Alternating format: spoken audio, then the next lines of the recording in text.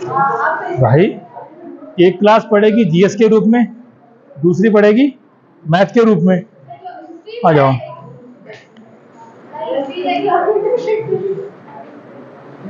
क्या लगता है कंपटीशन क्या है?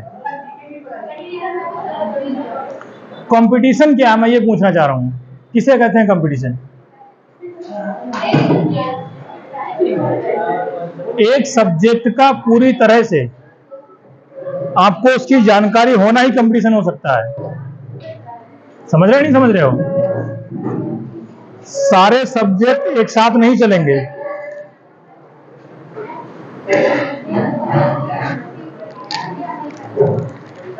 आ जाओ।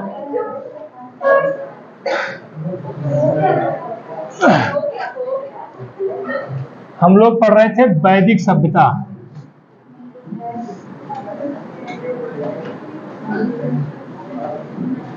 यही चल रहा था या भूल गए आप लोग?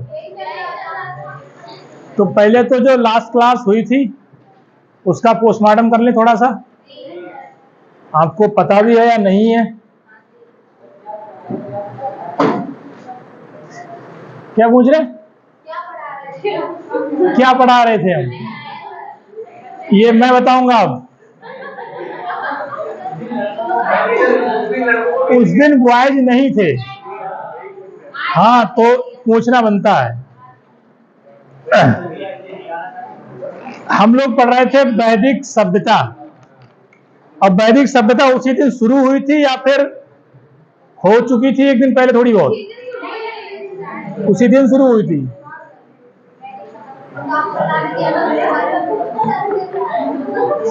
शांत शांत शांत। तो मुझे उम्मीद है कि जो मैं प्रश्न पूछूंगा उसके उत्तर लड़कियां देंगी, है ना? नहीं, आई थी, आई थी। हमें पता है कि कौन कौन आई थी, कौन कौन नहीं आई होंगी। ठीक है, तो जरा ये बताओ कि वैदिक सभ्यता को कालक्रम की दृष्टि से कितने भागों में बांटा गया है? कितने भागों में? कौन कौन से? ऋग्वैदिक और उत्तर वैदिक। वैदिक सभ्यता कब से कब तक मानी जाती है? 1500 ईसा पूर्व से 600 ईसा पूर्व। उत्तर वैदिक काल का कालक्रम कब से शुरू होता है?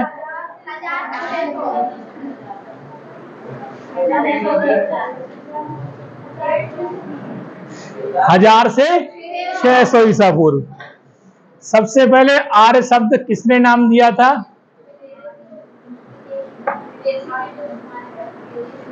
मुझे नाम चाहिए कि किस व्यक्ति ने दिया था। प्रोफेसर मैक्स मुलर तो नहीं थे? वही थे। ठीक है। आर्य कहां से आए हुए माने जाते हैं? कोई जगह?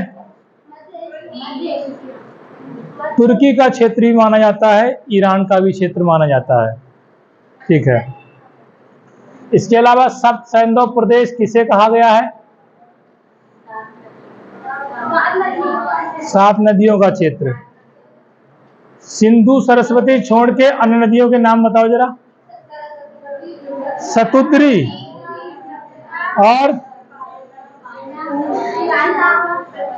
विपाशा, वितस्ता, अस्किनी, परुषणी, ये सब नाम ठीक बता रहे? ठीक है। उसके बाद क्या ब्रह्मवर्त क्षेत्र की बात हुई थी? क्या ब्रह्मर्षि प्रदेश की बात हुई थी? अगन्या किसे कहा गया है? अगन्या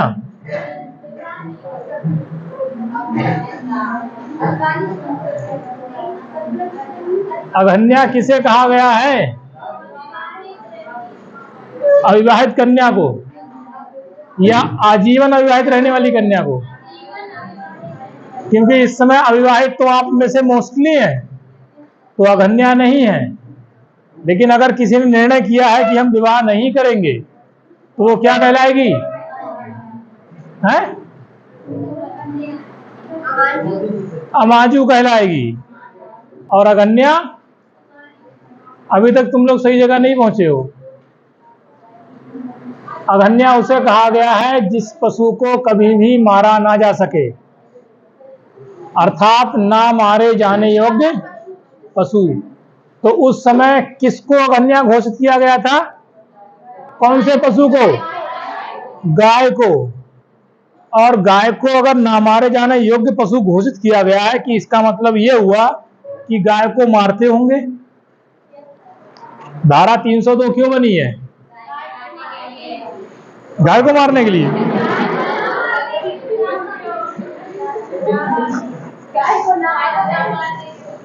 मुझे लगा मेरी तबीयत खराब है, तुम्हारा दिमाग खराब है। ठीक है, यहां तक की कहानी हम लोग देख चुके थे। अर्थात सामाजिक जीवन की बातें हो गई थी। सामाजिक जीवन के पश्चात में हम लोग बात करने वाले थे राजनैतिक जीवन की।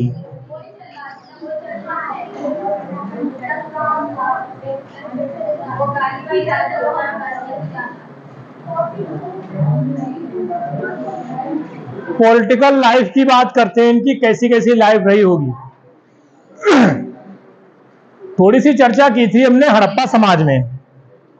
हड़प्पा समाज में आपको यह बताया गया था कि किसी प्रकार की कोई राजनीतिक इकाई का कोई भी हमको उल्लेख नहीं मिलता है। कौन से काल में? हड़प्पा काल में राजनीतिक संस्थाओं का कोई भी उल्लेख।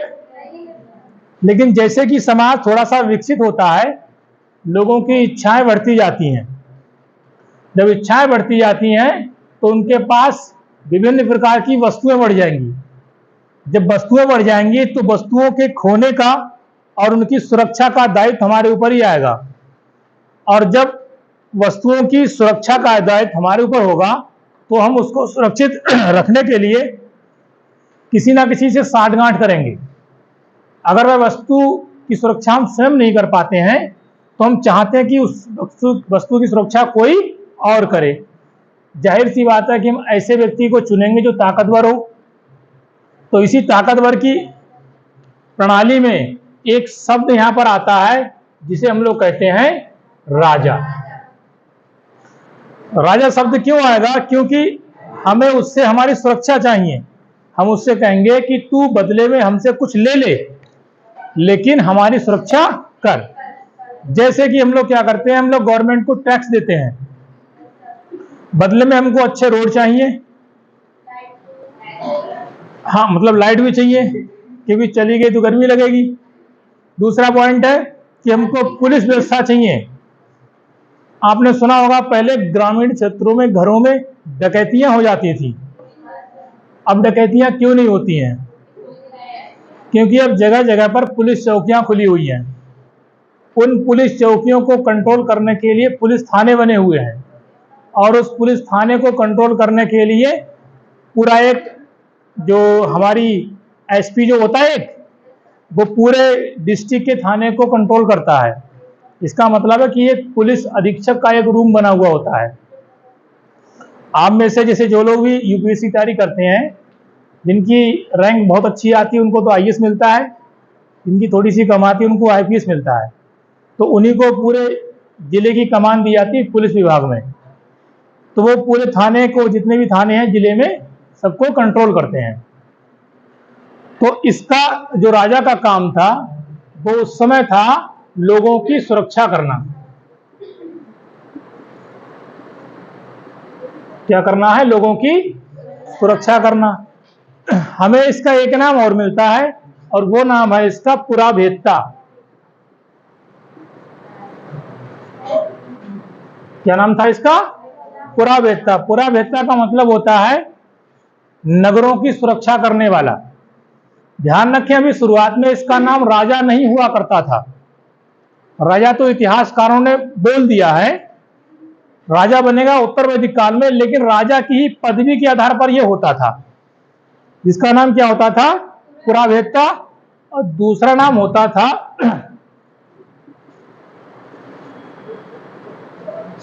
गोप्ता जनस्य। क्या नाम है इसका? गोप्ता जनस्य। गोप्ता जनस्य का तात्पर्य होता है कबीले की सुरक्षा करने वाला। कबीले में कौन लोग होते हैं? जाहिर सी बात है कुछ जन लोग होते हैं। जन का मतलब है इंसान होते हैं। उन सबकी सुरक्षा का भार किस पर हो गया? राजा पर। अब इसके नाम क्या क्या होते थे? पुरावेत्ता और गुप्तजनस। फिर पॉइंट आएगा कि क्या इस समय किसी प्रकार की राजनीतिक इकाई शुरू हुई थी या नहीं हुई थी? तो इस समय कुछ राजनीतिक इकाइयां शुरू हो गई थी। एक हुआ करती थी उस समय सभा, और दूसरी होती थी, और तीसरी होती थी बिदत। अर्थात 3 प्रकार की राजनीतिक संस्थाएं शुरू हो गई थी उस समय। आवाज नहीं। जो सभा होती थी वह संभ्रांत लोगों की संस्था थी।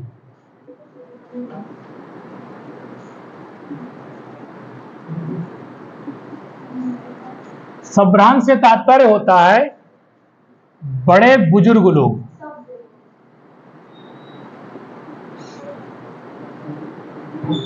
सभ्य तो आर्य स्वयं में माने जाते थे, क्योंकि आर्य ने सारी सभ्यता का ठेका खुद ही ले लिया था और उन्होंने ही इस सभ्यता की शुरुआत कर दी थी। तो सभा में कौन लोग होते थे? संभ्रांत लोग। पॉइंट है कि इनका काम क्या था? तो इनका काम था राजा को सलाह देना, ये बताना कि नोटबंदी लागू करनी है या नहीं करनी है, शाम को 5 बजे थरिया बजानी है या नहीं बजानी है, हर घर तिरंगा अभियान चलाना है या। ये काम कौन लोग करते हैं? जाहिर सी बात है कि मोदी जी की कैबिनेट में कुछ विशिष्ट लोगों का स्थान होगा। ये एक प्रकार की कैबिनेट हो गई। कैबिनेट का मतलब है, एक तो कैबिनेट होती है, दूसरी होती है किचन कैबिनेट। जो किचन शब्द आप समझ रहे हैं, मैं उसी की बात कर रहा हूं। क्या आपके घरों में किचन में सभी लोग हर समय रहते हैं क्या? कुछ खास लोग जाते होंगे। पहला काम तो मम्मी का ही होता है। तो कुछ खास लोग, ताकि त्वरित निर्णय लिया जा सके। जैसे अचानक से एक दिन और राष्ट्र के नाम संबोधन हुआ था कि 2000 के नोट अब नहीं चलेंगे, मतलब चलेंगे लेकिन वो स्थायी रूप से पूर्णतया नहीं है। बैंकें उनको एक्सेप्ट करेंगी, लेकिन गवर्नमेंट का काम है कि 2000 नोटों को अब वापस ले लेना। तो ये सलाह किसने दी होगी? सब भ्रांत लोगों ने। कहीं कहीं पर इसका नाम नीति आयोग भी कहा जाता है। भारत में नहीं कहते नीति आयोग, नहीं सुना तुम लोगों ने? चलो पॉलिटी पढ़ोगे समझ जाओगे। दूसरा था समिति। समिति जो थी वो आम लोगों की संस्था थी। आम लोगों की संस्था से तात्पर्य यह हो गया कि इसमें आम जनमानस जितने भी 18+ हैं वो सब किसमें शामिल हो सकते थे? होंगे समिति में। और अगर आम लोगों की संस्था है तो इसमें स्त्रियां होंगी नहीं होंगी? है ना? स्त्रियों की भागीदारी इसमें थी। फिर है कि इसका काम क्या था? तो इसका काम था राजा का चुनाव करना।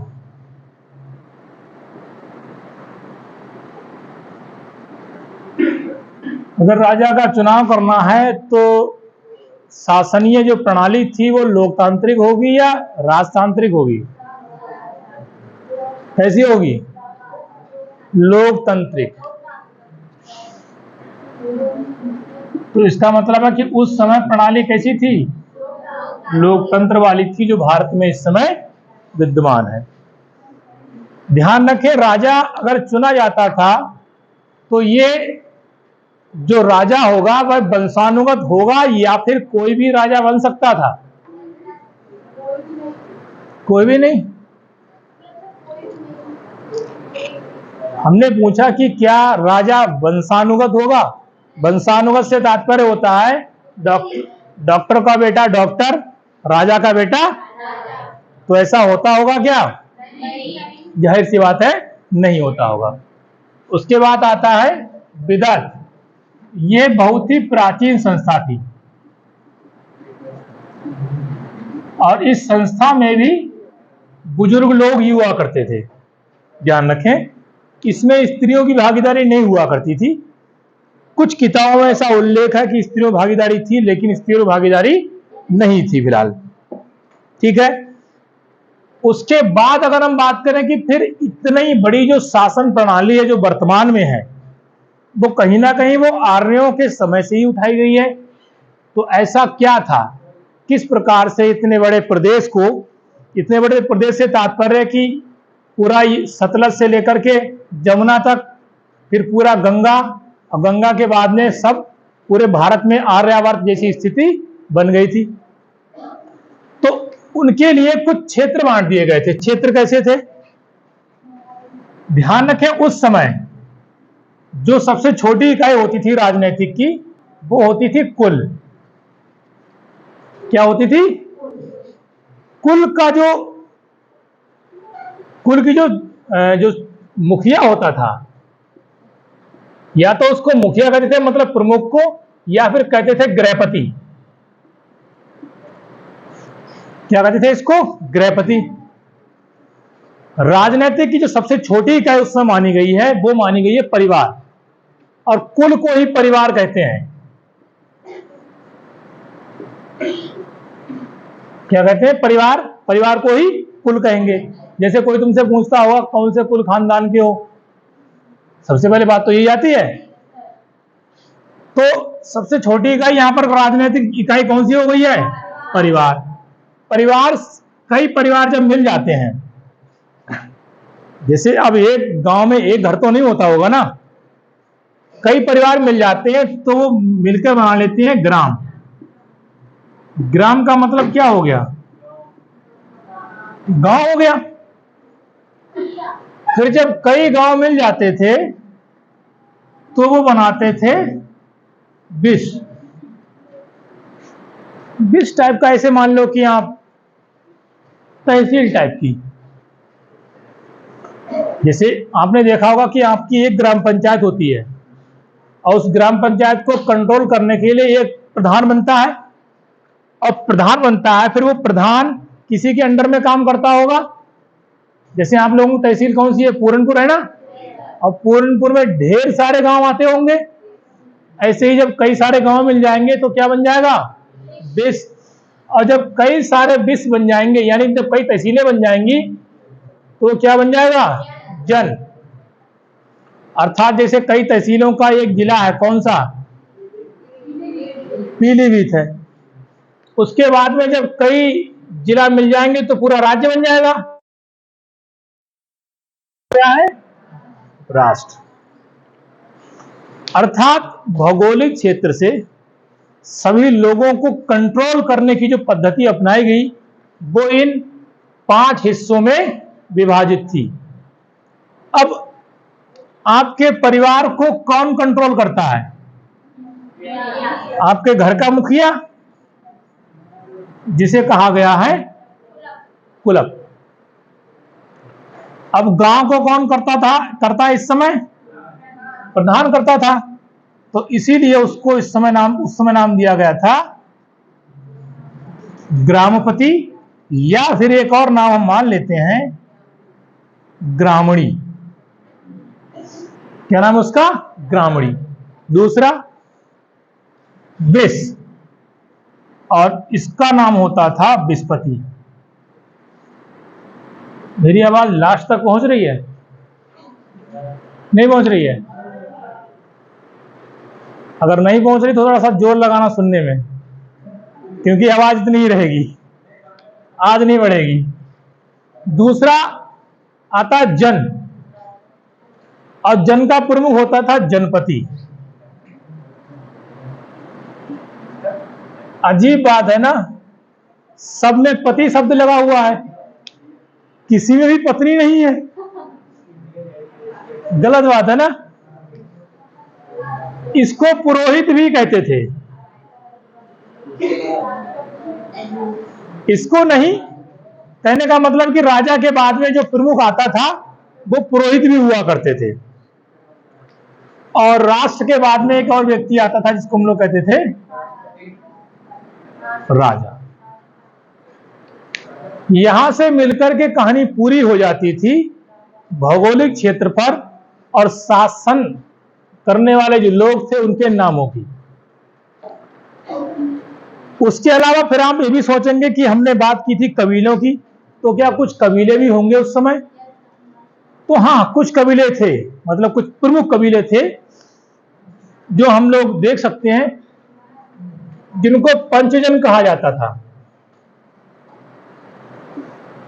इसका मतलब कह सकते हैं ये 5 कबीले प्रमुख रहे होंगे उस समय। तो जो पहला कबीला था उसका नाम था अनु। दूसरा कबीला था एक, जिसका नाम था द्रहु। और एक और था तीसरा, इसका नाम था पुरु। और ये था तुर्वस। और 5वां था यदु। ये 5 कबीले हुआ करते थे उस समय प्रमुख। द्रहु, ये दा है, दा में आधा रहा है। अनु, द्रहु, पुरु, तुर्वस तथा यदु।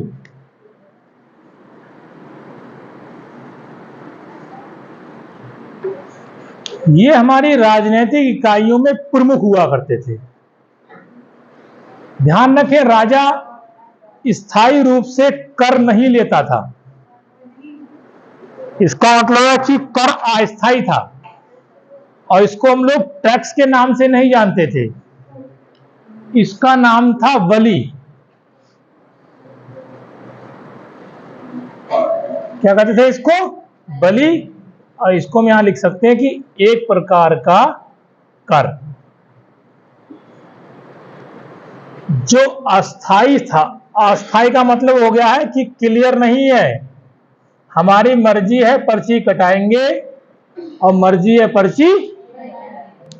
आपके गांव में दरवाजे पर आते होंगे, मां वैष्णो देवी का भंडारा 50 रुपया, मर्जी होती 20 देंगे, और मर्जी होगी तो नहीं भी देंगे। तो ये कैसा होता था? अस्थाई। और दूसरा ऐच्छिक कर। कैसा है? ऐच्छिक कर है। ठीक है, राजनीतिक इकाई में आपकी क्लास के लिए इतना काफी है। ठीक है, उतार लो, फिर हम इसको मिटाते हैं। नीचे वाला दिख नहीं रहा। ये बलि, राजा बलि जो थे, बस वही मान लो आप। एक प्रकार का कर है, अस्थाई है। और कैसा कर है ये? ऐच्छिक कर है। ऐच्छिक का मतलब समझते हैं आप लोग? इच्छा अनुसार।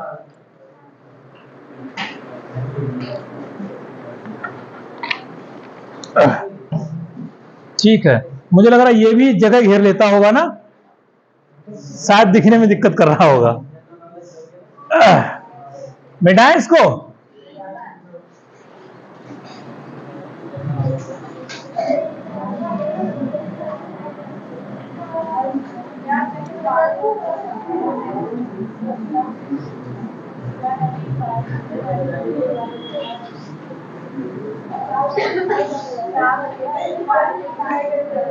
अब बात करते हैं हम लोग आर्थिक जीवन की। क्यों, आर्थिक पढ़ चुके हैं आप लोग?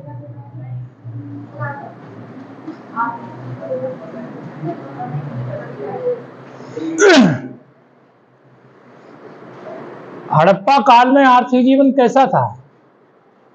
किस पर आधारित था? व्यापार पर या कृषि पर? किस पर था? पक्का?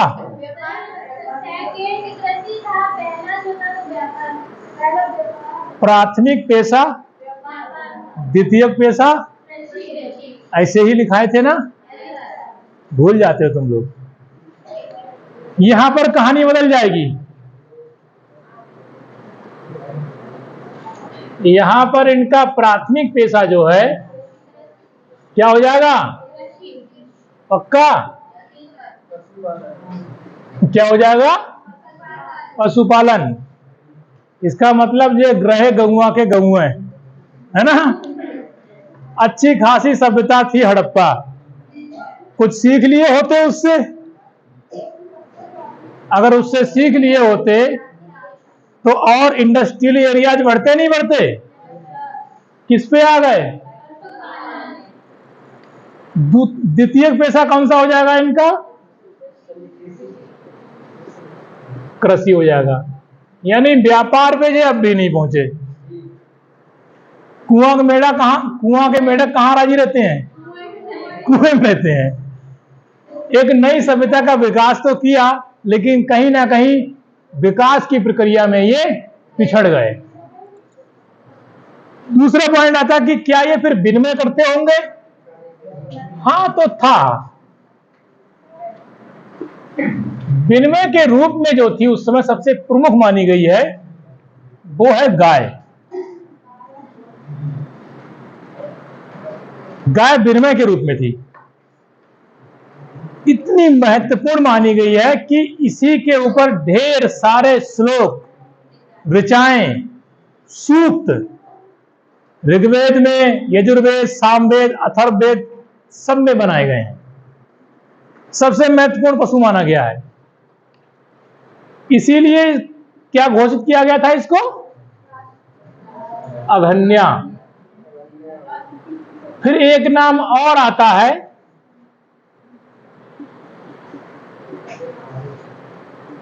गविष्टि। गविष्टि का अर्थ होता है कि आप इतनी सारी गायों के मालिक हैं। अर्थात गविष्टि जो शब्द है वो गाय के स्वामित्व का सूचक है कि इतनी सारी गायें आपके पास हैं, मतलब ज्यादा है संख्या से अधिक, तो आप क्या कहलाए जाएंगे? गविष्टि। एक नाम और इनको दिया गया है अष्टकर्णी।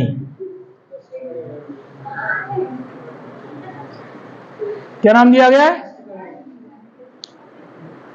अगर तगड़ा जोक हो तो सबको सुना दो, सब लोग हंस लेंगे। आवाज नहीं। अष्टकर्णी से यह मालूम चलता है कि लगता है इन्हें गणित का ज्ञान होता था।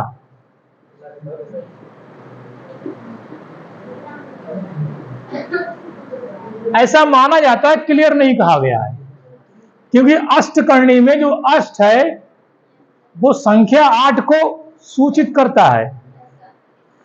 तो गणित के ज्ञान में हम लोग किसकी बात कर रहे हैं? यहां पर अंकों का ज्ञान। देखो, गणित के ज्ञान में बहुत कुछ आता है, लेकिन हम जो बात कर रहे हैं वो गणित में किसकी बात हो रही है? अंकों का ज्ञान। दूसरी बात है कि क्या इस समय किसी प्रकार की मुद्रा का प्रचलन हो चुका था? तो उत्तर होगा नहीं, किसी भी प्रकार की मुद्रा का प्रचलन।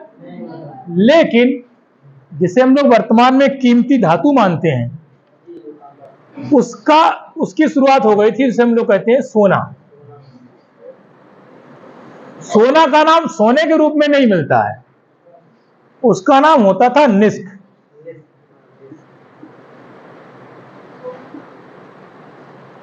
क्या नाम होता है इसका? निष्क। प्रणाली थी फिलहाल विनिमय के रूप में, वस्तु विनिमय था।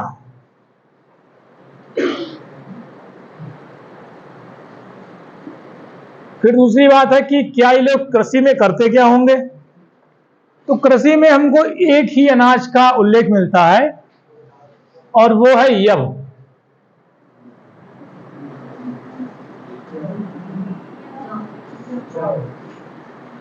जौटा सुने हैं? उसी को कहते हैं जौ। जौ एक प्रकार का आटे की तरह रोटी उसकी बनती थी। खाई कभी? खाई है? जौ की रोटी अगर आप एक टाइम खाते रहें तो शायद है कि आपकी शारीरिक ताकत अन्य लोगों की अपेक्षा में दुगनी होगी। काफी मतलब ताकतवर अनाज माना जाता है वो। तो कहोगे आप लोग फिर हम आज से खाना शुरू कर देंगे? खा नहीं पाओगे।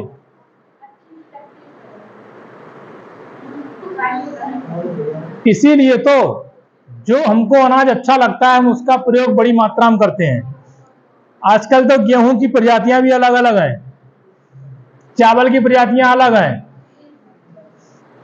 अब आप लोग PR13 धान या चावल पसंद नहीं करेंगे, आप पसंद करेंगे मंसूरी, बासमती, है ना।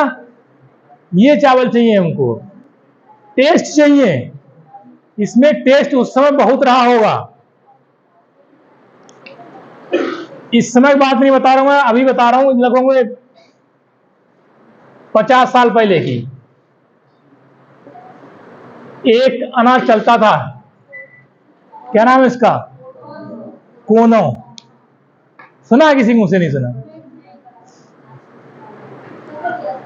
बड़े बुजुर्गों से पूछना कि कोनो क्या होता है। यह भी एक प्रकार का अनाज के रूप में होता था, और जो बेचारे अनाज नहीं खरीद पाते थे वो इसे खरीदते थे, जिनकी खेती नहीं हुआ करती थी। और इसकी रोटी जितनी खाने में बकवास थी उतनी ही पचाने में बकवास थी।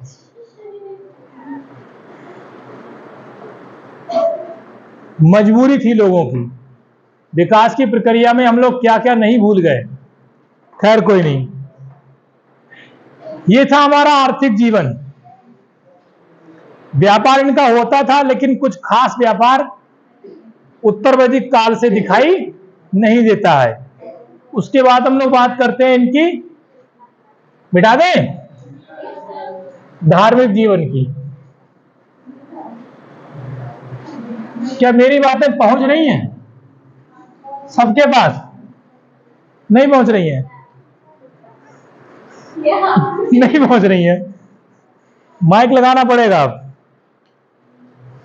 दूसरा हेडिंग आता हमारा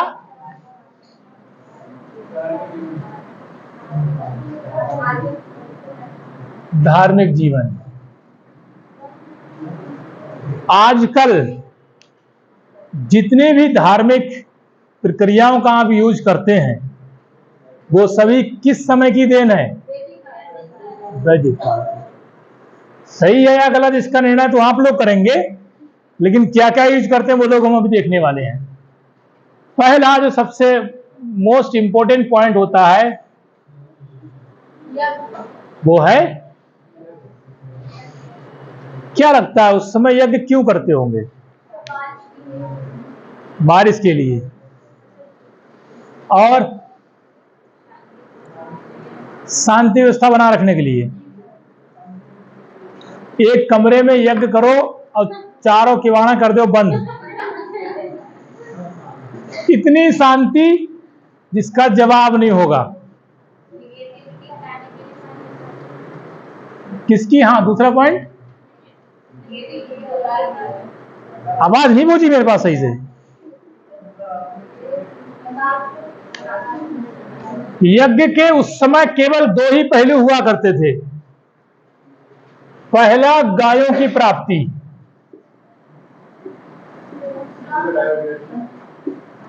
गायों की प्राप्ति का मतलब है कि संपत्ति चाहिए। उस समय संपत्ति के रूप में गाय पालते थे। और अगर हम बात करें प्रॉपर्टी जैसे शब्दों की, तो केवल 3 ही चीज हुआ करती थी। पहली, उर्दर, उर्द नहीं, उर्दर। दूसरी, धान्य। और तीसरी होती थी चल या अचल संपत्ति। यहां पर उर्दर का अर्थ होता था कि जो आपका अनाज है उसको मापने वाला यंत्र, और धान्य का अर्थ होता था विशेष प्रकार का अनाज, और संपत्ति तो प्रॉपर्टी है जो है तुम्हारे पास। अब आते हैं यहां पर, दूसरा होता था संतान की प्राप्ति। और संतान कहना तो गलत होगा, यहां लिख सकते हैं हम लोग पुत्र की प्राप्ति।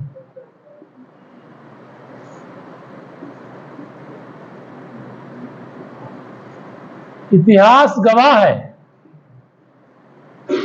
कि कभी भी किसी भी वेद, उपनिषद, ब्राह्मण, आरण्यक, उपवेद, कोई भी सांस्कृतिक या धार्मिक ग्रंथ में किसी भी पुत्री की प्राप्ति के लिए कोई मंत्र आज तक नहीं बना।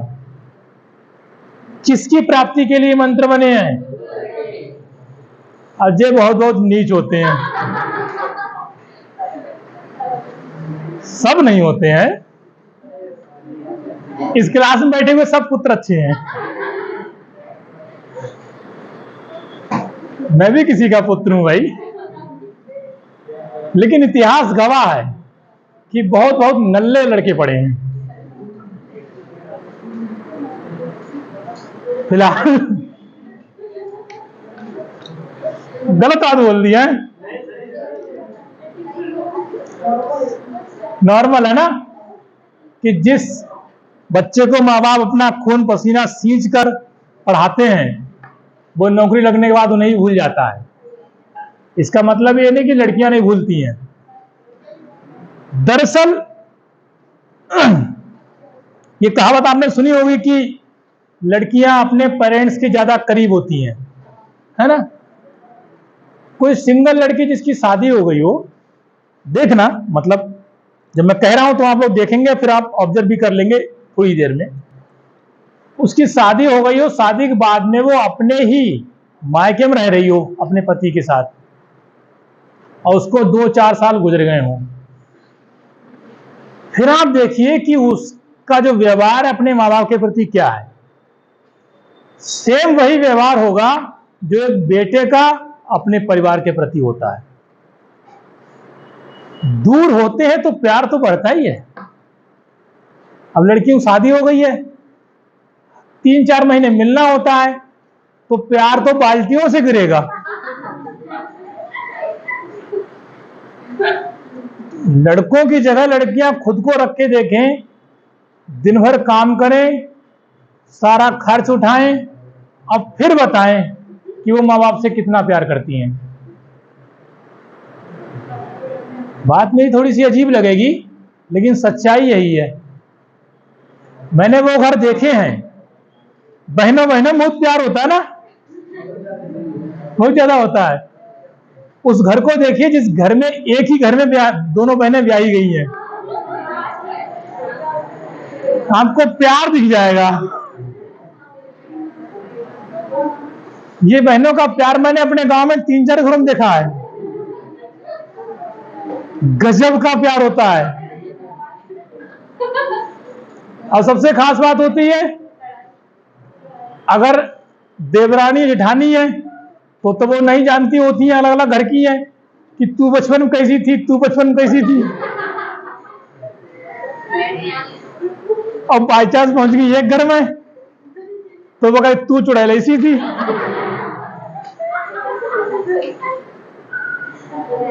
यही तो बातें होती हैं, क्योंकि उनको पता होती है कि तू कैसी थी और तू कैसी थी। क्या गजब की लड़ाई होती, मैं तो देखता हूं। नहीं, एक्चुअली हमारे मतलब खानदानी टाइप के जो लोग हैं, तो जैसे होता ना कि आपके दादाजी कई भाई हों, तो ऐसे ही करके एक घर में है, एक ही घर में 2 लोग, गजब का मजा आता है। खैर कोई नहीं, लेकिन हम ये बात कह के ये नहीं भुला सकते हैं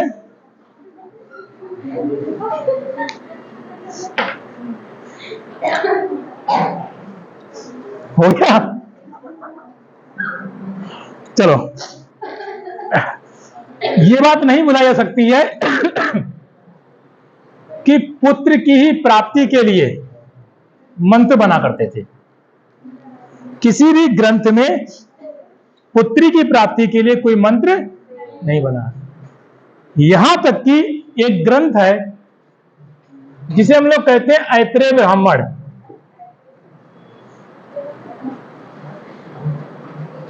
अब इन्होंने लिख दिया तो बताना पड़ेगा हमको।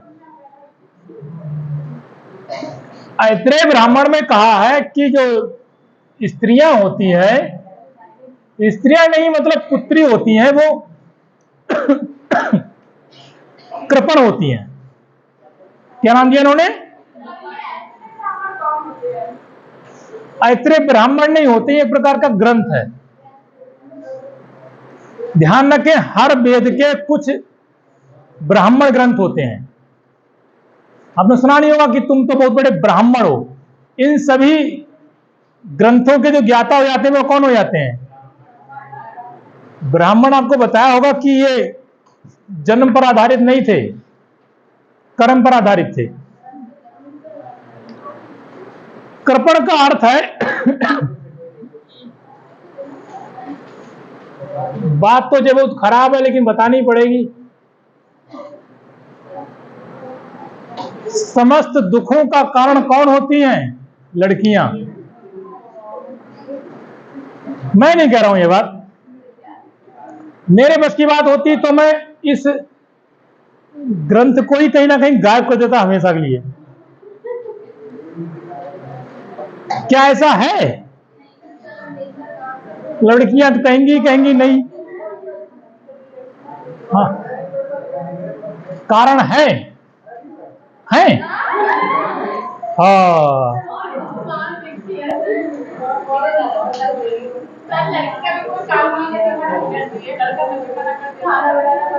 लड़कियां काम की मना नहीं करती हैं। तो मैं अभी तुमसे कहूं कि जाके चाय ले आओ, जाके चराइश तो ले आओगी। देखो है, मना कर दिया। इसको कहते हैं इनडायरेक्टली मना करना। इनको पता है कि चाय की व्यवस्था मैं बैग में लेके नहीं आया हूं जो यहां बनेगी। ऐसा नहीं है, थोड़ी सी सोच को बदलो, ये अच्छी बात नहीं है। दूसरा है कि इस समय आर्यों का जो काम होता था वह होता था देवताओं के ऊपर। हम देखते हैं ऋग्वैदिक काल में देवियों के नामों की हमको कमी दिखाई देती है या फिर नहीं दिखाई देती हैं देवियां। तो इस समय 3 प्रकार के देवता इन्होंने बना दिए। एक होते थे आकाश के देवता, एक होते थे अंतरिक्ष के देवता,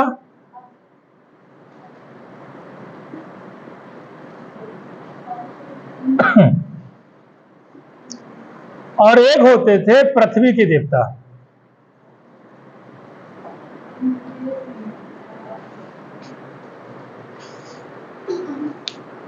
एक बात का ध्यान रखें कि ये जो क्लास है वो एसएससी की है।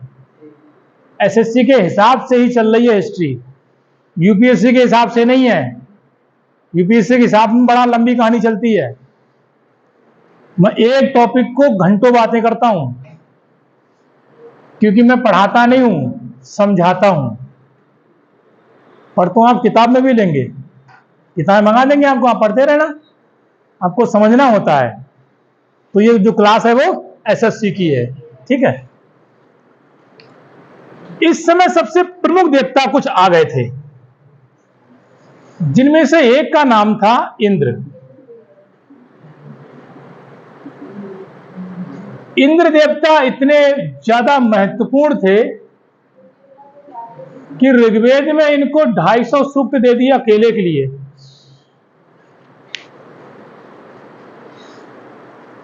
कितने हो गए? 250। जबकि कुल कितने सूक्त हैं ऋग्वेद में? 1028। कितने सूक्त हैं?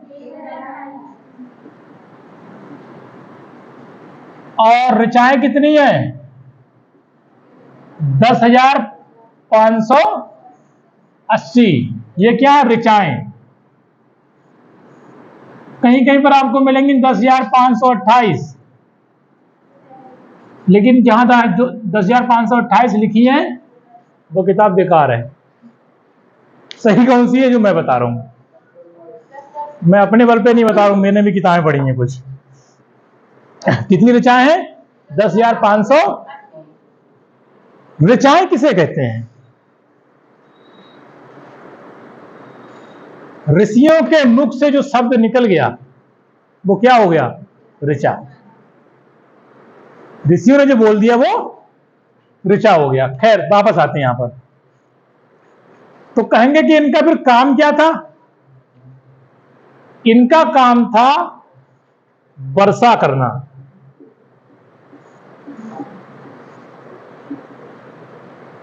और इनका काम था आंधी लाना।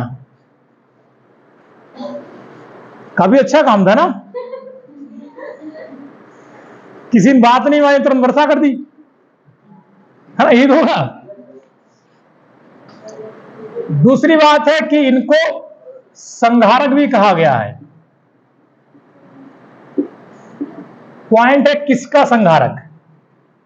तो संहारक का मतलब हो गया मलेच्छों का संहारक।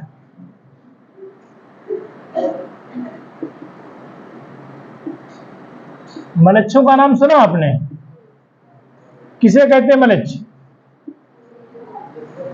जो 4 दिन ना नहाए उसी को मलेच्छ कहते हैं। आर्यों ने हड़प्पा वासियों को मलेच्छ कहा था। किसे बोला मलेच्छ? हड़प्पा वासियों को, क्योंकि वे किसी ईश्वर की पूजा नहीं करते थे, इसलिए उनको कहा गया है मलेच्छ। तो इनको ऐसा माना गया ये सबसे प्रमुख देवता होते थे और सर्वाधिक प्रमुख माने जाते थे।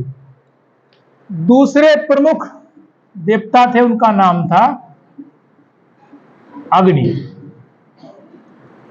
अग्नि इतने प्रमुख थे, इनके लिए 200 सूक्त दे दिए।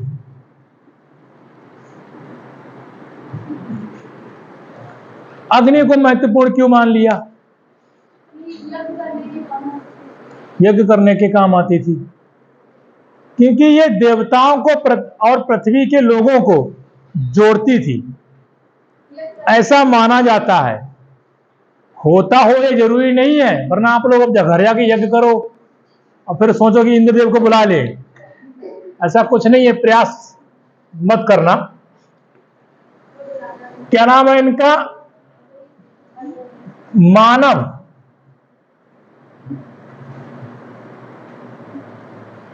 एवं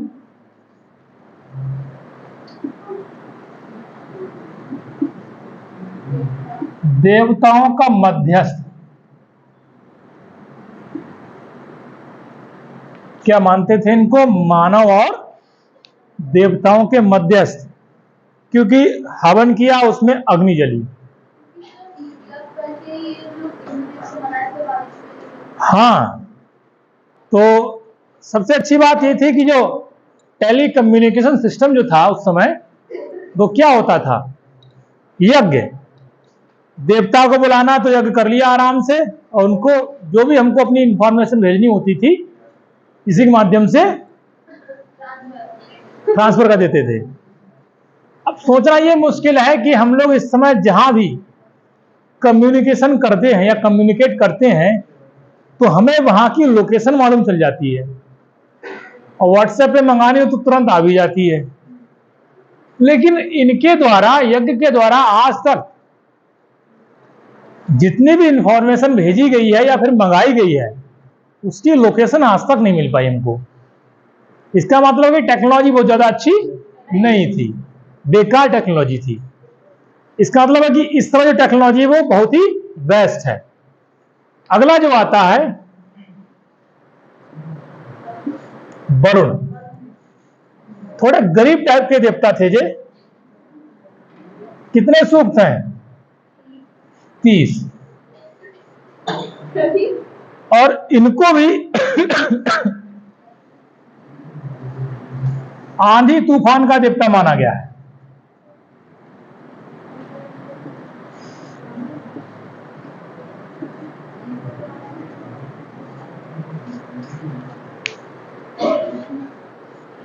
बात इतनी है कि हम लोगों ने हर प्राकृतिक चीज के लिए एक देवता का निर्माण कर लिया था, चाहे वो किसी भी प्रकार की हो। हवा चली, वायु देवता। अग्नि जली, अग्नि देवता। बारिश हुई, वर्षा के देवता कौन आ गए? इंद्रदेव। वृक्ष देवता, सर्प देवता, सारे देवता हमने बना लिए। अच्छी बात यह थी ऋग्वैदिक काल में कि इतने देवता होने के बावजूद भी जो आर्य थे, हैं? अच्छा, आर्य का मतलब क्या है? मुझे लगा ये कह रहा क्या यार सर जी लगा रखी है ना? मैंने सोचा यार, है ना कि क्या यार सर, वैदिक सभ्यता खत्म करो यार, हमें नहीं चाहिए।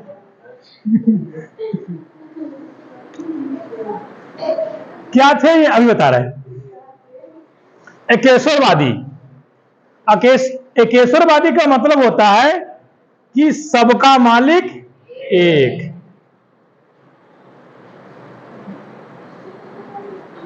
ईश्वर क्या है? ईश्वर एक है। लेकिन देवता कई होते थे, इसका मतलब है कि आर्य लोग जो होते थे वो बहुदेववादी थे।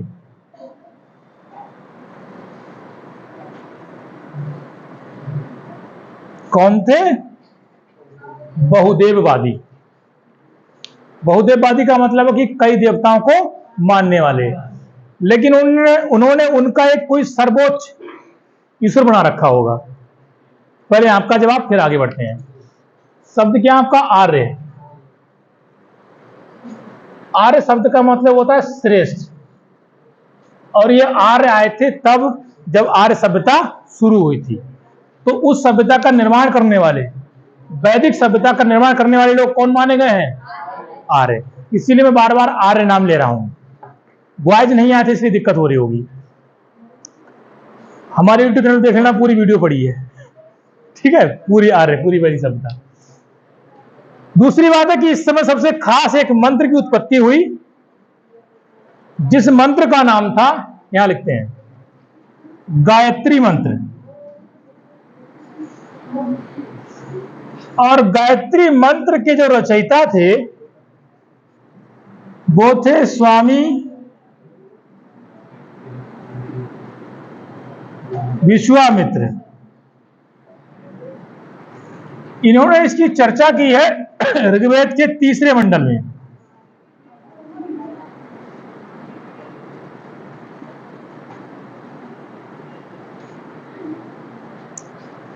ऋग्वेद के 3 मंडल में किसकी चर्चा है? गायत्री मंत्र की। लिखा किसने है? शायद है कि आपने विश्वामित्र नाम लास्ट क्लास में सुना होगा। नहीं सुने थे? बताओ कैसे सुने थे? अब तो मैं ये पूछ सकता हूं ना, क्योंकि केवल लड़कियां थी उस दिन। अब बताओ,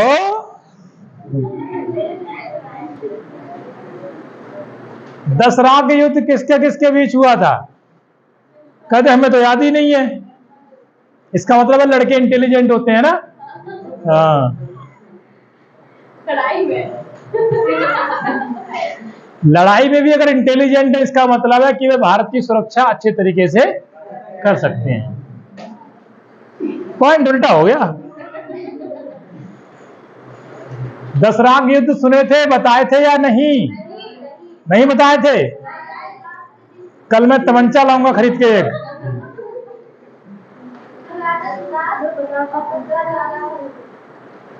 दशरथ युद्ध हुआ था।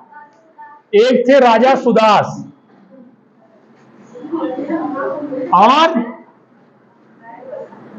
और प्लस 10 राजाओं के बीच। अरे लड़कियों, तुम डूब के मर जाओ।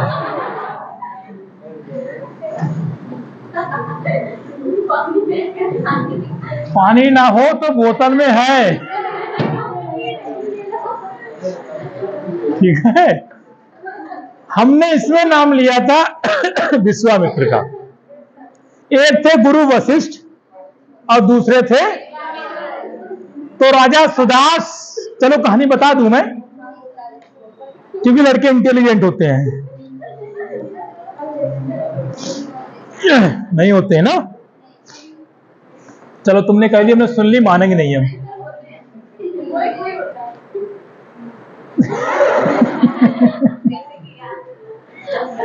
गुरु वशिष्ठ और विश्वामित्र 2 गुरु थे। राजा सुदास ने विश्वामित्र को उनके पुरोहित के पद से हटा दिया। विश्वामित्र को गुस्सा आई। 10 राजाओं का समूह इकट्ठा किया, जिनमें 5 आर्य थे और 5 जो आर्य नहीं थे, जिन्हें हम लोग अनार्य कहते हैं। ध्यान रखें, जरूरी नहीं है कि भारत में अगर हम आर्य सभ्यता की बात कर रहे हैं तो उस समय केवल आर्य ही होंगे, ऐसा बिल्कुल भी नहीं है। तो वो 10 राजा इकट्ठे हुए तो रावी नदी के पास, यानी परशुनी नदी, रावी का प्राचीन नाम क्या है? परशुनी नदी के किनारे इनका युद्ध हुआ, जिसमें राजा सुदास की विजय हुई। प्रश्न अगर आ जाए कि राजा सुदास कौन से कबीले से बिलोंग करते थे, तो भरत कबीला उनका था। भरत कबीले, भरत के नाम से ही भारत का क्या नाम पड़ा है? भारत नाम पड़ा है। ठीक है,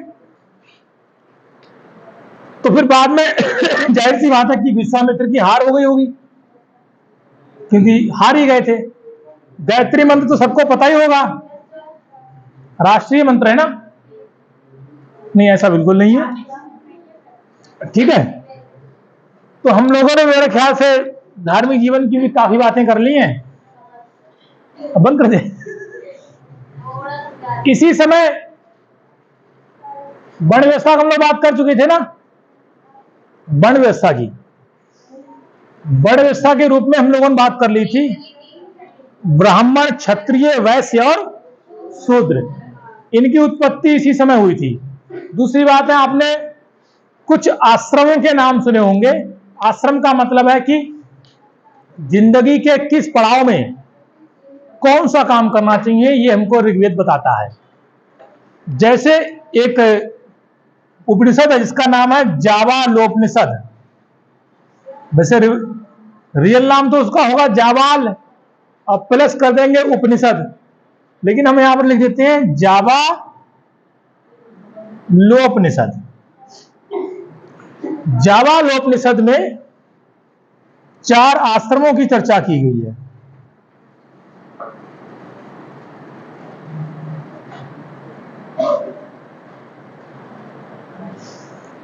कौन कौन से आश्रम होते हैं? पहला आश्रम कौन सा होता है? पहला कौन सा होता है? पहला बालाश्रम होता नहीं होता है? वो बाला नहीं जिसकी आप बात कर रहे हो। एक तो बाला, शायद कोई मूवी भी आई थी ना, बालाजी मूवी आई थी। पहला आश्रम होता बालाश्रम।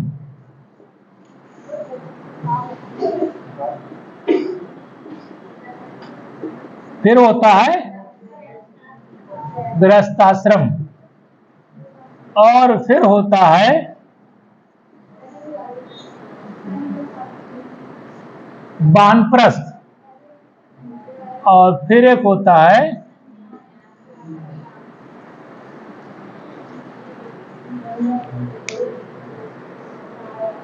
इनका विभाजन इसलिए भी किया गया ताकि मनुष्य 35 साल की उम्र तक यूपीएससी की तैयारी ना करता रहे। अब क्या है कि पैसा मिल रहा घर से, मुखर्जी नगर में पढ़े हैं। पढ़े क्यों है? क्योंकि पैसा मिल रहा है। पैसा मिलना बंद, पढ़ना बंद। जानते हो, भारत ही एकमात्र ऐसा देश है जहां पर बच्चा 30 साल तक, 35 साल तक तैयारी करता रहता है, और उसका खर्च कौन उठाता है? ऐसा इसलिए है क्योंकि हम लोगों ने कुछ ऐसे इमोशनल रूप में चीजों को जोड़ रखा है। बाप से क्या कहेंगे, इतनी संपत्ति क्या करोगे? लड़का पढ़ना चाह रहा, पढ़ाई लो। उसे ताना मारते हैं। भारत के अलावा हर देश में 16+ होने के बाद में बच्चा अपना काम करता है, पार्ट टाइम जॉब करता है और कॉलेज जाता है। वहां आल या कहते हैं टोटल लाइफ कंपटीशन की तैयारी नहीं चलती है, हमारे यहां चलती रहती है। और जानते हो भारत के ज्यादातर बच्चे नल्ले क्यों होते हैं? नल्ले का मतलब समझते हो? निकम्मे क्यों होते हैं? आप लोग भी मेहनत करने लगोगे। अगर एक कानून बन जाए कि 18 साल के बाद में माँ बाप पैसा नहीं देंगे, यकीन मानिए भारत की अधिकतर जो कार्यशील जनता है, कार्यशील जनता मानी जाती है 18 से 52-54 के बीच की, रेशियो बढ़ जाएगा। इस समय आप लोग किसी भी प्रकार से भारत की अर्थव्यवस्था में कोई भी योगदान नहीं दे रहे हो, क्योंकि कमाते नहीं हो, खर्च करते हो वो पैसा जो पिताजी देते हैं। तो अगर पिताजी पैसा दे रहे हैं तो वो आपकी लिमिट में नहीं आता है, वो पिताजी की लिमिट में आता है। फिर कुछ बच्चे जैसे फोन करके मुझसे पूछ रहे थे कि सर जी पढ़ने में मन नहीं लगता, क्या करें। मैसेज भी किए मेरे पास, नाम नहीं लूंगा क्योंकि बात खराब हो जाएगी। तुम्हारा नल्लापन तुमको पढ़ने में मजबूर नहीं कर रहा है, तुम क्यों पढ़ोगे। तुमको टाइम से किताबें मिलती हैं, घर से टाइम से खाना मिल रहा है, अगर सब्जी पसंद नहीं होती तो माँ के लिए 4 बातें सुनाते हो, आने जाने के लिए किराया मिल रहा है, बुक से खरीदने के लिए पैसा मिल रहा है, चाट खाने के लिए पैसा मिल रहा है, तो तुम मेहनत क्यों करोगे। अगर आपके पेरेंट्स आपको डिसाइड कर दें कि बेटा अगली मार्च के बाद पैसा मिलना बंद हो जाएगा, इस फरवरी में जो एग्जाम है अगर उसमें आप नहीं निकले तो बच्चा मेहनत अपने आप करने लगेगा। हमारे यहां ये भी होता है कि ठीक है हमारे हिस्सा बांट दो, है ना। जिस दिन ये कानून बन जाएगा कि बांटने का सिस्टम खत्म, उसी दिन से बच्चे सक्सेस होने लगेंगे हमारे यहां पर ज्यादा। हमारे यहां पर सरकारी नौकरियों में रेशियो बहुत कम होता है, नाम मात्र का। सोचो पहले कि 10 लाख लोग तैयारी करने वाले होते हैं प्रति साल यूपीएससी की।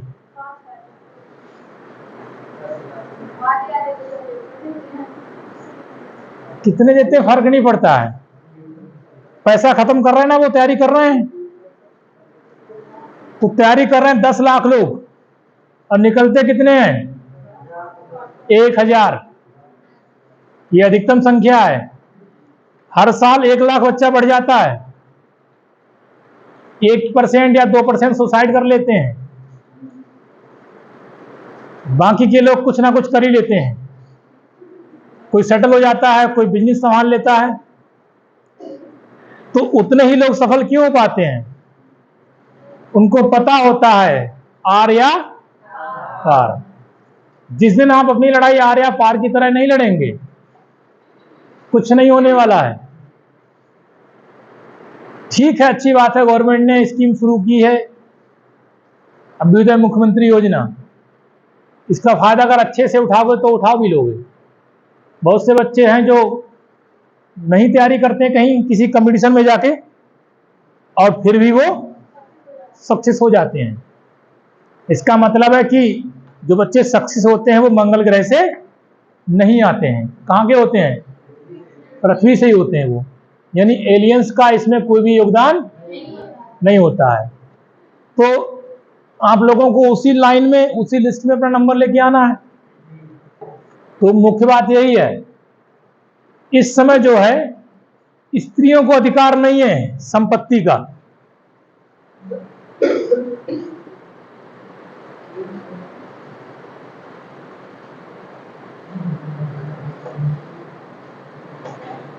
दूसरी बात है कि फिर इनका अधिकार किस प्रकार से होता होगा। एक विशेष प्रकार का इनको कुछ वस्तुएं मिलती थी या कोई धन मिलता था जो वो लोग शादी के समय ही लेके आती थी, जिसे हम लोग कहते थे बहतू। दहेज, दहेज प्रथा उस समय नहीं थी।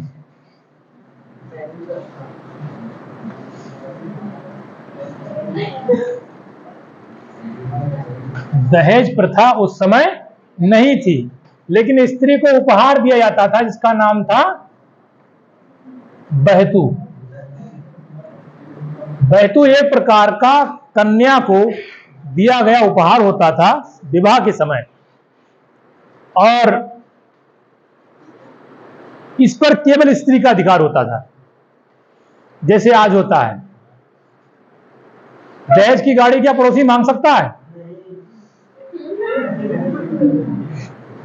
नहीं मांग सकता है, बीवी से पूछना पड़ेगा तब हाँ करेंगे, है ना। खैर ऐसा होता है। इसकी जो कहानी थी वो हम लोग लगभग पूरी कर चुके हैं। देखो है तो बहुत कुछ इसमें। वैदिक काल बहुत बड़ा है, 10 घंटे क्लास है।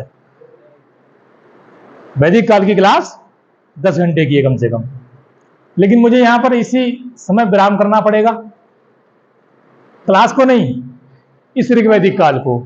और इसका अगला जो काल चलेगा मतलब वो कौन सा होगा? उत्तर वैदिक काल। उत्तर वैदिक काल देखते हैं हम लोग अब।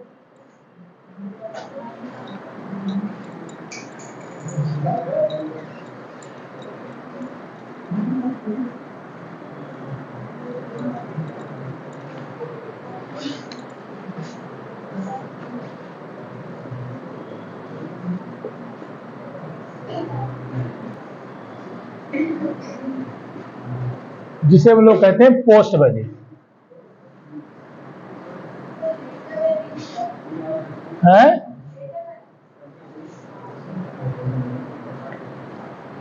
लेटर कह दो। लेटर से ही क्या बना पता है?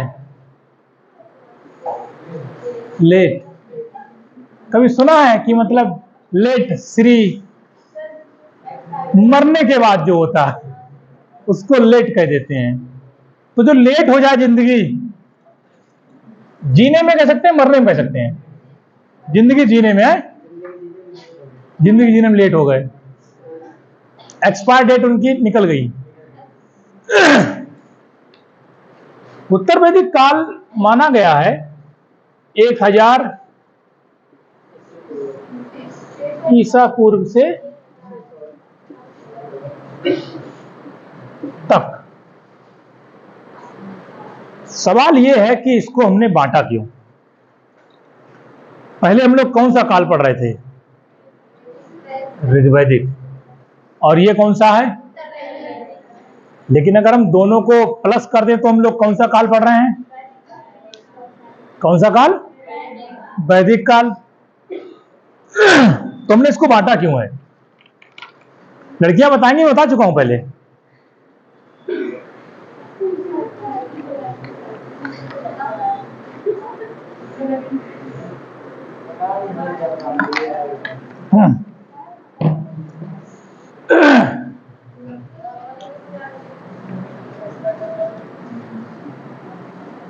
प्रक्रिया शुरू हुई थी 1500 से 600 तक के लिए।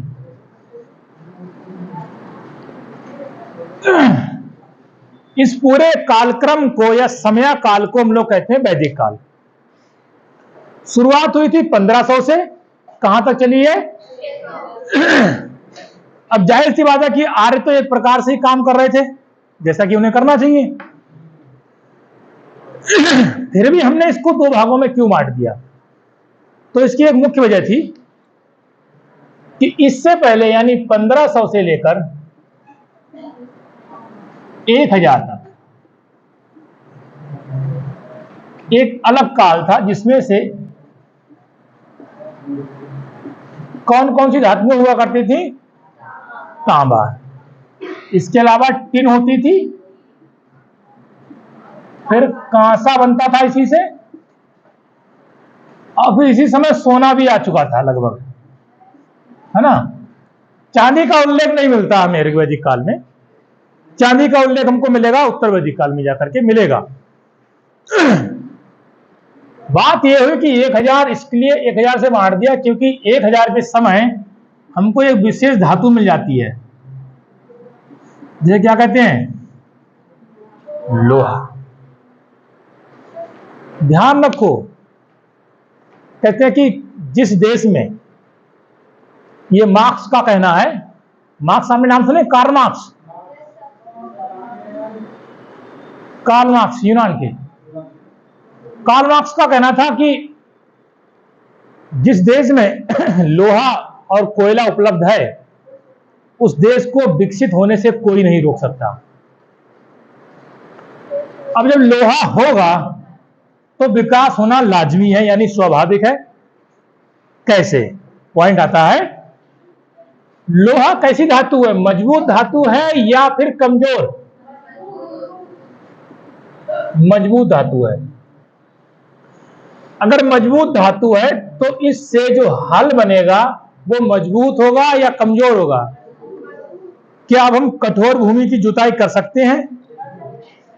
पहले की अपेक्षा अच्छी जमीन हो जाएगी, भुरभुरी हो जाएगी, फसल अच्छी होगी, खराब होगी? अच्छी होगी। दूसरा पॉइंट है, अगर लोहा मजबूत है तो इसकी कुल्हाड़ी बन सकती है क्या? अगर कुल्हाड़ी बनेगी तो क्या हम पेड़ों को काट सकते हैं? पेड़ों को काटकर जंगल को साफ कर सकते हैं?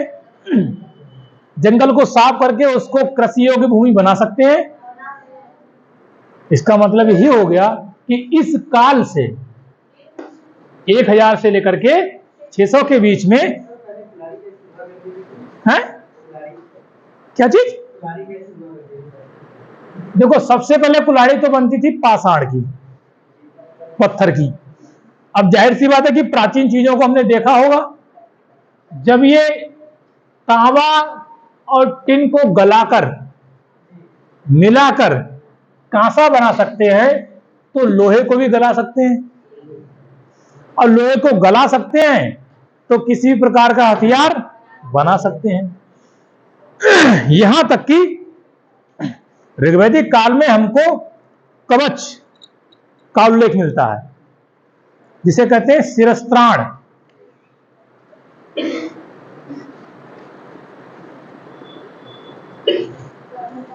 क्या नाम है इसका? शिरस्त्राण। शिरस्त्राण का मतलब होता है कि लोहे का एक मुकुट जो हम सिर पे अपने लगाते हैं, किसके लिए? युद्ध करने के लिए, ताकि अगर किसी ने अगर तलवार ऐसे मार दी तो जाहिर सी बात है कि लोहा गलाने की पद्धति उनके पास थी। ठीक है, जंगल साफ होगा, खेती योग्य, कृषि योग्य खेती हो जाएगी, तो विकास होगा नहीं होगा? अनाज की उपलब्धता होगी, अनाज हमारे खाने से अधिक पैदा होने लगेगा, तो क्या अनाज का व्यापार होगा नहीं होगा? तो इस काल में व्यापार होगा, है ना? ठीक है, तो इसमें हम लोग कुछ विशेष बातें पढ़ेंगे। पहली बात, लेकिन हम इसको मिक्स करके पढ़ेंगे फिलहाल। पहला होगा सामाजिक, जैसा कि आप सभी पढ़ रहे थे।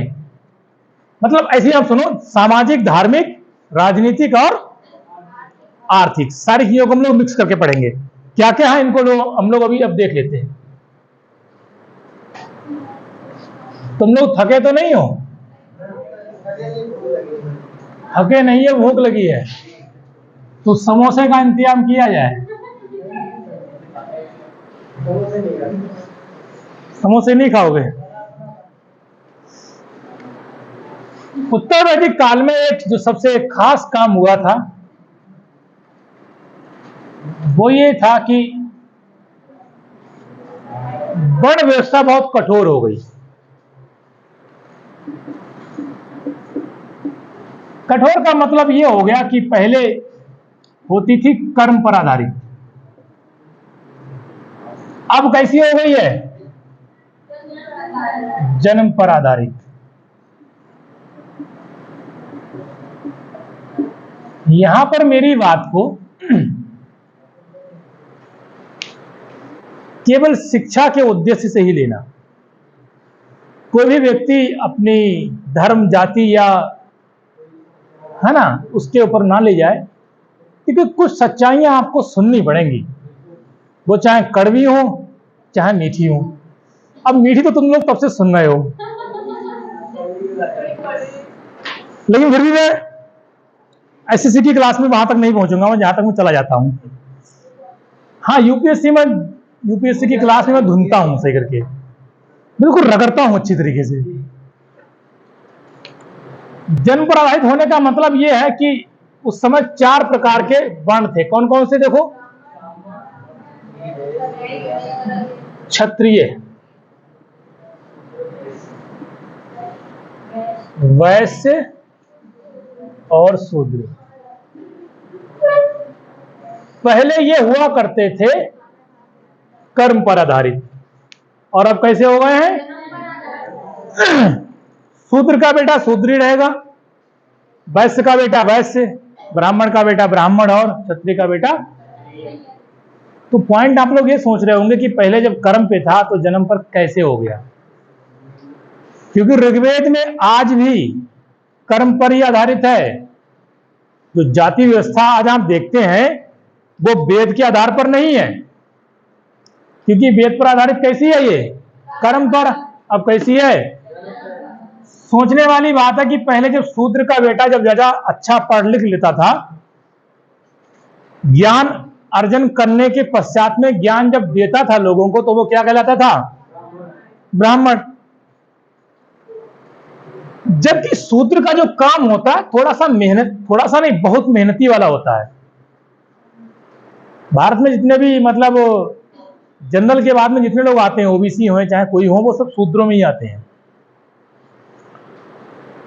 क्या ब्राह्मण चाहेगा कि उसका बेटा अगर नहीं पढ़ लिख पाया है तो वो नाली साफ करे? चाहता है? आजकल चाहेगा क्योंकि सैलरी 42,000 रुपए है। इसका मतलब है कि ब्राह्मण भी लालच के हिसाब से हैं। तो इसने चाहा नहीं, इसने कहा कि देखो सुनो। किससे कही ये बात? बोले मेरे पास एक ऑफर है तुम्हारे लिए। ऑफर किसका है? क्योंकि इनके पिताजी ने पूरा फ्लैट कटवा रखा था। कहां? स्वर्ग में। ये जानता था कि स्वर्ग की प्राप्ति कैसे होती है, क्योंकि धार्मिक जीवन में शायद ये बताने से मैं चूक गया, उपनयन संस्कार का जो अधिकार होता था, हालांकि नहीं अब बताएंगे, हाँ अभी निकला नहीं है, अब आएगा वो। उपनयन संस्कार का अधिकार जो होता है वो केवल द्विजों को होता है। द्विज, द्विज का मतलब हो गया ब्राह्मण, क्षत्रिय और नहीं 3 को। अगर किसी किताब में 4 लिखा है वो गलत है। ध्यान रखो, मेरे पास जो सोर्सेस हैं वो 1-2 सोर्सेस नहीं है, ना ही आम सोर्स हैं। इतिहास के मैंने 5-5, 6-6 प्रकाशन पढ़े हैं आज तक। मेरे को इतिहास में ही मतलब जिंदगी इतिहास है मेरी, ऐसे समझ लो। तो इनको क्या बोला गया है? द्विज। और इन्हीं द्विजों को उपनयन संस्कार का अधिकार था। उपनयन संस्कार का अधिकार का मतलब हो गया कि शिक्षा प्राप्त करने का अधिकार किनके पास है? इन्हीं के पास है। उसमें भी उच्च शिक्षा प्राप्त कौन करते थे? ब्राह्मण करते थे। अब किसी भी ग्रंथ में क्या लिखा है ये कौन बताएंगे? तो इनसे पूछा कि क्या तुम जाना चाहोगे? बोले हाँ। क्योंकि सबको स्वर्ग चाहिए, कहते हैं कि स्वर्ग में मिठाइयों के कमरे भरे होते हैं, है ना, और ढेर सारे लजीज व्यंजन होते हैं, अप्सराएं होती हैं। स्त्रियों के लिए कोई प्रावधान नहीं है स्वर्ग में। गलत बात है ना ये पुरुष प्रधान समाज है, इसीलिए हर सुविधा किसे दी गई है? पुरुष को। स्त्रियां इस बात का अफसोस ना मनाएं, क्योंकि वह इस अंधविश्वास से बची हुई है। अच्छी बात है कि आपके लिए कोई प्रावधान नहीं किया गया है। आपको स्वर्ग ना जाओ ना, आप तो आपको अच्छे और मतलब सुंदर राजकुमार चाहिए, ना ही आपको जैसे अन्य जो व्यवस्थाएं की गई है, जैसे पुरुषों के लिए मुस्लिमों में क्या है 72 हूरें, है ना, और हिंदुओं में क्या है? अप्सराएं। खैर आगे बात करता हूं मैं। तो बोले इसका काम क्या करना होगा? काम यह करना होगा कि आपको इनको अपने कंट्रोल में रखना है। क्योंकि कंट्रोल में लोग किसकी रहते हैं? जिसके हाथ में सत्ता होती है, जिसके हाथ में सत्ता है। अगर शिक्षा देने का काम ब्राह्मण का है तो राजा कौन होता होगा? क्षत्रिय। क्या हम लोगों ने रामायण में नहीं सुना कि क्षत्रिय राजा थे? क्या महाभारत में नहीं सुना है? इसका मतलब है कि जो वर्चस्व था राज्याधिकार में वो किसका था? और ये भी हमने कई जगहों पर देखा है कि एक सच्चा क्षत्रिय ही राजा बन सकता है, ऐसा किताब में लिखा गया है। हालांकि सब बकवास है ये। आगे बढ़ते हैं। तो इनको कंट्रोल में करना था। इस व्यक्ति का काम था व्यापार करना। तो पैसा किसके पास होगा? तो इन दोनों का खर्च कौन चलाएगा? इसको द्विज में शामिल करना इनकी मजबूरी थी। खाएंगे क्या? अगर इसे शामिल नहीं करता, ये रुष्ट हो जाता, इनके बल पे तो ये फूल रहे थे, तो इसको शामिल करना जरूरी था, सम्मान देना जरूरी था। तो इससे लिया इन्होंने टैक्स वैश्य से, और इनसे कहा कि ठीक है, देखो तुम्हारा जो पुत्र होगा वह तुम्हारा ही व्यापार करेगा, हम किसी को छीनने नहीं देंगे। बोला इससे बढ़िया क्या बात कि मास्टर का बेटा मास्टर बन जाए। सरकार के लिए वोट दे दिया, क्योंकि हमारे बेटे का सिलेक्शन तो पक्का था, तो दे ही देंगे। इसका काम था केवल खुद खा करके जैसे तैसे गुजारा कर लेना। तो ना तो ये इसे टैक्स दे सकता था, ना ही इसके पास किसी प्रकार का ज्ञान था। दूसरी बात है, इससे वो किताबें ही छीन ली जिससे ये जान सके कि सत्य क्या है। हमने अक्सर देखा है कि ऐसा किताबों में लिखा है ये कहकर के लोग बेवकूफ बना देते हैं। तमाम तरह के ग्रंथ, किसी भी ग्रंथ का नाम ले लिया तो ये तो बेवकूफ बन ही जाएगा, अज्ञानी है, अल्पज्ञानी है। अगर ज्ञान है तो अल्प ज्ञान है, उसके लिए पूरा ज्ञान नहीं है। तो इस प्रकार से इसका व्यापार इसके लिए सुरक्षित कर दिया, इसका ज्ञान देने का काम इसके लिए सुरक्षित कर दिया, और इसका ज्ञान, अगर राजा का बेटा राजा बन जाएगा इससे अच्छी बात क्या है? अब ये साबित कौन करेगा कि राजा का बेटा राजा बनेगा? ब्राह्मण। वो कहेगा कि देखो, जो राजा होता है उसके अंदर दैवीय शक्तियां होती हैं। क्या होती हैं? उसके ऊपर जो देवता होते हैं उनका हाथ होता है। इसी क्रम में फिर कुछ यज्ञों के नाम आएंगे, जैसे राजस्व यज्ञ, अश्वमेध यज्ञ। सुना आपने नाम ये?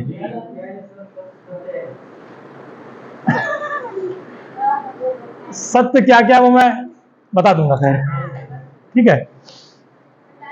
पुरुषमेध यज्ञ,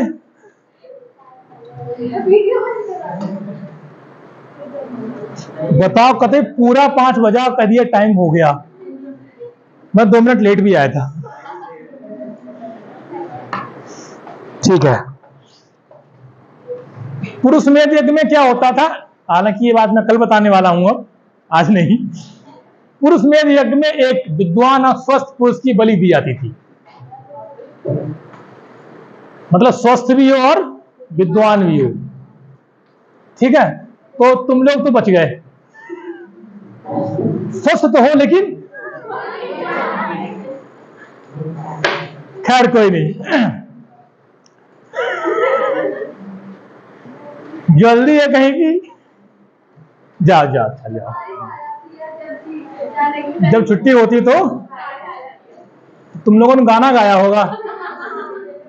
क्या, कौन सा गाना? मेरा यार हंस रहा है, बारिश की जाए। चलो अच्छा, क्लास को खत्म करते हैं।